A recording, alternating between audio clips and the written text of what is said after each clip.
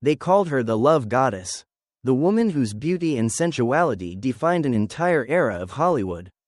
Rita Hayworth set the screen ablaze in the 1940s. With a single toss of her auburn hair or the sway of her hips able to silence a crowded theater. Men idolized her, women envied her, and studios built empires around her allure. But behind the image of the ultimate femme fatale was a reality far darker. A secret that haunted her every step. She had been groomed for performance not by choice but by force. The world never knew the trauma she carried from her own childhood. Scars left by the very man who should have protected her. On screen, she embodied passion, freedom, and temptation. Off screen, she fought battles no one dared to imagine. Her marriages, 5 in total, each promised love and stability but ended in disillusionment and heartbreak, including a royal romance with Prince Aly Khan that the world believed was a fairy tale. But for Rita became another nightmare. And in her final years, the goddess who once ruled Hollywood with her beauty was left to fade away. Imprisoned by Alzheimer's, abandoned by the industry that had once worshipped her. How could the most desired woman in the world end up alone? Forgotten and broken? What really lay behind the legend of Hollywood's most tragic goddess? Rita Hayworth was not born a goddess. Nor was her life ever meant to be one of ease. She entered the world in 1918 as Margarita Carmen Cancino, the daughter of Spanish dancer Eduardo Cancino and Ziegfeld showgirl Valga Hayworth. From her earliest days, Rita was immersed in the world of performance, music, dance, and entertainment were the family's currency. But what should have been a childhood filled with warmth and protection was instead overshadowed by fear and exploitation. Eduardo Cancino was both her teacher and her tormentor. At just a young age, Rita was thrust into the family dance troupe, trained rigorously to perfect her movements under his relentless eye. Behind closed doors, Eduardo's control was far darker. Multiple biographers and close friends later revealed the devastating truth. Rita had been abused by her own father. A secret she carried for the rest of her life. This early trauma not only stole her innocence but also planted a seed of mistrust and fragility that would haunt her relationships forever. By her teenage years, Rita was already performing in nightclubs across Tijuana and Hollywood, dressed in costumes that highlighted her beauty rather than her youth. Eduardo saw her not as a daughter but as an asset, grooming her for a life on stage that would erase any trace of childhood. At school, she was shy and withdrawn, overshadowed by the demanding world at home. The girl who would one day captivate millions first learned to dance not out of passion, but out of fear of disappointing, or provoking, the man who dominated her life. This difficult upbringing shaped her into a woman who could embody allure and strength on screen. While inside, she carried deep scars. The public would only ever see the dazzling creation, Rita Hayworth. The little girl, Margarita Cancino, was buried under layers of reinvention, hiding wounds that Hollywood would never acknowledge. Rita's education was sacrificed almost entirely to the demands of performance. While other children her age were sitting in classrooms, Margarita Cancino was on stage, rehearsing endlessly, her body molded into a dancer's instrument. Her father's ambition meant she attended little formal schooling. Instead, her lessons came in the form of grueling rehearsals and nightclub routines. By her early teens, she was already a professional, performing in smoky cabarets and border clubs where audiences admired her beauty more than her artistry. Hollywood soon noticed. She was still Margarita Cancino when she began appearing as a background dancer in films during the mid-1930s. Her exotic look, however, was seen by studios as too ethnic for mainstream stardom. In an era when Hollywood demanded conformity to a narrow image of beauty, executives pushed her to transform. Under the guidance of Columbia Pictures mogul Harry Cohn, Margarita was remade into Rita Hayworth. Her hairline was painfully raised by electrolysis. Her dark hair dyed a radiant auburn. Her eyebrows reshaped, her last name anglicized. The metamorphosis was brutal, but effective. Margarita was gone. And Rita, the screen siren, was born. Her early roles typecast her as the sultry dancer or exotic beauty. But Rita's presence was undeniable. Films like Only Angels Have Wings, 1939, gave glimpses of her potential. Even as she was often relegated to secondary parts, she worked tirelessly, honing her craft while enduring Hollywood's relentless scrutiny over her appearance. For Rita, acting was more than ambition, it was survival, a way to escape the shadow of her father and the pain of her past. By the early 1940s, her transformation was nearly complete. Audiences no longer saw a shy girl pushed into dance halls, they saw a woman who radiated allure and confidence. Yet beneath that screen persona was a young woman who had been forced to trade her identity and innocence for a chance at fame. The stage was set for Rita Hayworth to become not just a star, but a cultural phenomenon.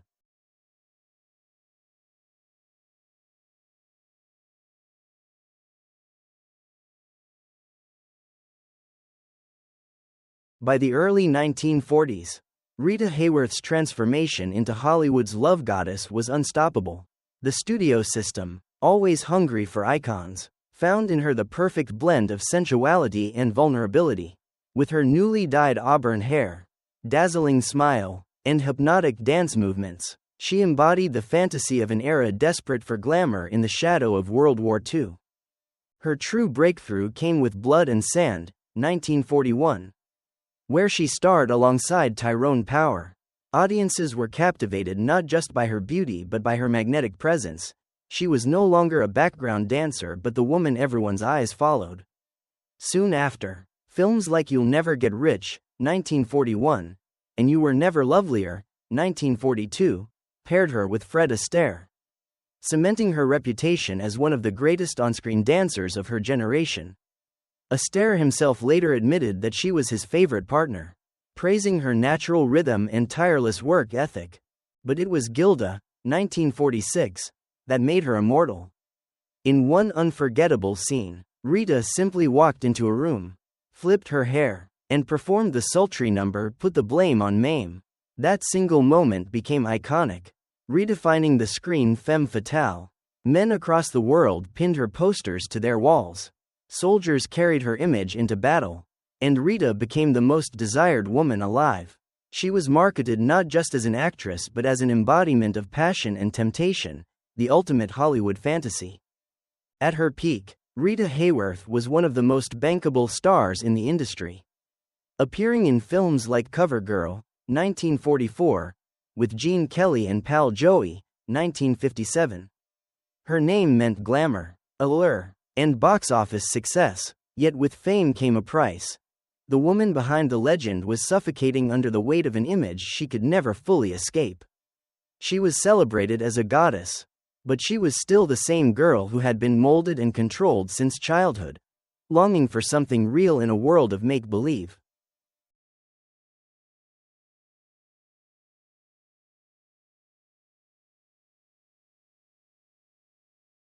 If Rita Hayworth's career was a triumph of reinvention, her love life was a succession of heartbreaks that revealed the fragility behind the facade of the love goddess. Married 5 times, each union promised salvation but ended in disillusionment, leaving Rita more wounded than before. Her first marriage was to Edward C. Judson, a man 22 years her senior who discovered her while she was still struggling in Hollywood. At first, he played the role of mentor and promoter, helping her secure roles and visibility. But Judson was also controlling and exploitative, treating her less like a wife and more like a product to be sold. Their marriage ended in divorce after 5 years, with Rita leaving both her husband and his suffocating grip on her career. In 1943, Rita married Orson Welles, the brilliant director and actor celebrated for Citizen Kane. At first, theirs was a glamorous match, the genius and the goddess. But behind the scenes, their differences were stark. Welles was consumed by his work, while Rita longed for stability and affection. The marriage deteriorated quickly, and despite having a daughter together, they divorced in 1947. Rita later admitted that Welles was perhaps the great love of her life, but he could never give her the security she desperately needed. Her most high-profile marriage was to Prince Aly Khan, son of the Aga Khan, one of the world's most powerful Muslim leaders. Their 1949 wedding captivated the world. A Hollywood star marrying into royalty seemed like a fairy tale. Yet the reality was far from enchanting. Ali Khan's playboy lifestyle, infidelities, and the pressures of living in a royal household crushed Rita's hopes. Within a few years, the marriage unraveled, leaving her isolated and disillusioned. Subsequent marriages to singer Dick Haymes and producer James Hill followed the same pattern, brief bursts of romance followed by disappointment, arguments, and divorce. Each relationship ended with Rita more fragile, more convinced that love was a promise always destined to collapse. For the public, Rita Hayworth was the epitome of desire. For Rita herself, intimacy often brought only betrayal. The woman who had been forced to project passion and seduction on screen never found the unconditional love she longed for in real life.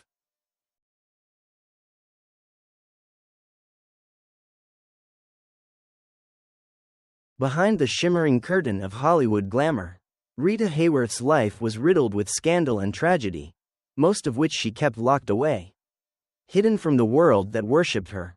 The most devastating shadow of all was her childhood trauma. Few knew, and even fewer dared to speak, about the abuse she suffered at the hands of her father. It was a secret that followed her into adulthood, shaping her relationships and leaving scars that no fame could heal. Hollywood painted her as the love goddess, but the woman inside often struggled with fear, mistrust, and a profound sense of loss. Her marriages added fuel to the fire of public scandal. The union with Prince Aly Khan, though celebrated at first, quickly descended into tabloid fodder. Reports of his affairs, lavish parties, and Rita's unhappiness filled headlines across 2 continents. What should have been her royal fairy tale became a cautionary tale of glamour turned sour. Her career, too, was not immune to tragedy. By the late 1950s, as younger stars emerged, Rita found herself typecast and increasingly sidelined. Hollywood had little mercy for women as they aged, and the same industry that had elevated her to a goddess began to turn its back. Financial troubles mounted, and she faced lawsuits and battles over custody and support. But the cruelest tragedy came in her later years. In the 1970s, Rita began showing signs of cognitive decline, often mistaken for alcoholism or erratic behavior. In truth, she was suffering from early-onset Alzheimer's disease, a condition poorly understood at the time. The once mesmerizing star, whose memory had enchanted millions, slowly lost her own memories piece by piece. The public saw only the fading of a legend, while her family watched the cruel erosion of the woman they loved.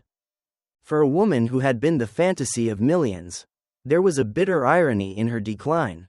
The world remembered her beauty, her dances, her films, but Rita Hayworth herself could no longer remember.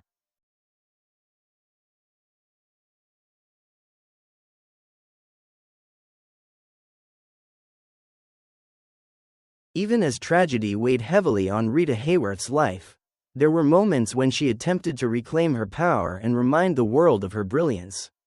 Unlike many stars whose scandals completely derailed their careers, Rita had brief but remarkable comebacks that proved her talent was far more than just a pretty face.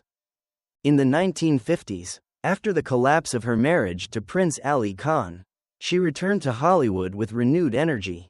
Films like Pal Joey, 1957, where she held her own alongside Frank Sinatra and Kim Novak, reminded audiences that she was not just the poster girl of desire, but a seasoned actress with depth and charisma. Critics praised her ability to bring complexity and vulnerability to her roles, even as Hollywood often tried to box her into the temptress stereotype. She also became a symbol of resilience. Each time the tabloids tried to bury her with gossip about failed marriages or financial struggles, Rita re-emerged with a performance or appearance that recaptured public admiration. She remained an icon of beauty well into her 40s and 50s, at a time when the industry was notoriously unforgiving toward aging actresses. But the comebacks could not last forever. By the late 1960s, it was clear that her health was declining. Erratic behavior, forgotten lines, and missed commitments were often attributed to drinking. But in reality, Alzheimer's disease had already begun its cruel takeover. Even as her career faded, Rita's earlier triumphs continued to inspire younger actresses who saw her as a pioneer, a woman who had endured the pressures of Hollywood and personal pain while still leaving behind unforgettable performances. Her final comeback was not on screen, but in the way her struggle with Alzheimer's brought global awareness to the disease. In the 1980s, her daughter, Princess Yasmin Aga Khan, became a leading advocate for Alzheimer's research, inspired by Rita's decline. Through this, Rita's name was attached to a cause larger than herself, ensuring that her suffering would help countless others. Rita Hayworth never fully escaped her demons, but she never allowed them to completely define her either. Each time the world thought she had been defeated, she managed to rise, if only for a moment, reminding everyone why she had once been crowned the love goddess.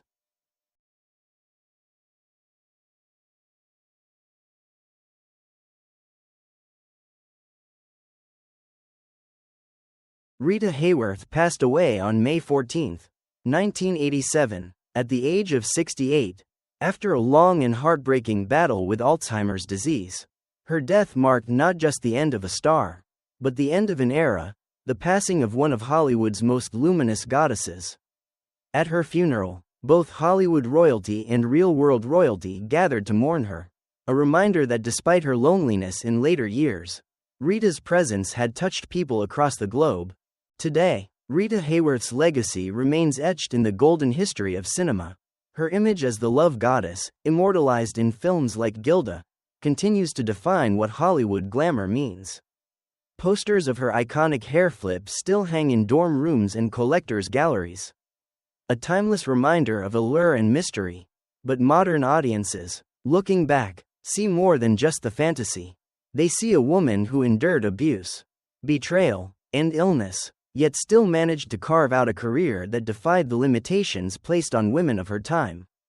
Her story has become both an inspiration and a cautionary tale. Inspiration because she rose from trauma to conquer the screen, becoming one of the most famous women in the world. A cautionary tale because, beneath the diamonds and applause, Rita Hayworth lived a life filled with heartbreak, manipulation, and loneliness. The cruel irony is that a woman celebrated for being unforgettable spent her final years unable to remember. And so, the question lingers: was Rita Hayworth truly a goddess? Or was she a prisoner of the image Hollywood forced upon her? Did the world ever love the real Rita, or only the fantasy she was made to play? That mystery remains unsolved, leaving her legend as haunting, seductive, and tragic as ever.